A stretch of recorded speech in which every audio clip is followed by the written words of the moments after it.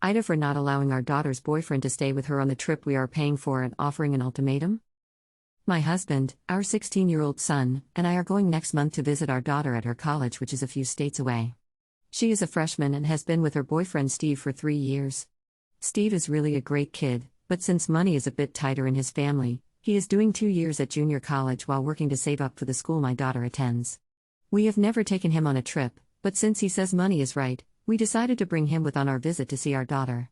He visited her once on his own back in the fall, but due to his finances he wouldn't be able to afford another trip this school year. He was over the moon when we invited him. We don't want him to pay for a single thing. His flight, his hotel room, he will be sharing with our son, they get along really well, and his food and drink will all be paid for by us. And really we are glad to do it. We've also never really had a disagreement with Steve until now. When speaking to my daughter about plans, the hotel came up. This is when I found out that my daughter's dorm roommate is out of town that weekend. And she plans to have Steve stay in her dorm with her while we visit. I told her absolutely not. I said what they do when we aren't there is their business, but since we are going to be there and funding this whole trip, he will be staying at the hotel. Call my husband and I old school, or traditionalists, but we are Christians. And the idea of them staying together on our visit makes us uncomfortable.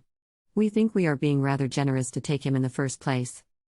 The word got back to Steve and he actually called me and asked why he couldn't stay with our daughter. I explained my reasons above and he got irate. He tried to pull the adult card. I said, Steve, here is the deal.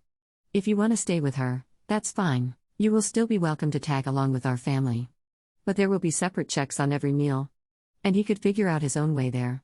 He said we know he can't afford that. And I said all we ask is that you sleep at the hotel. He agreed, but now my daughter is saying we embarrassed him and he's thinking of not coming. So Ida?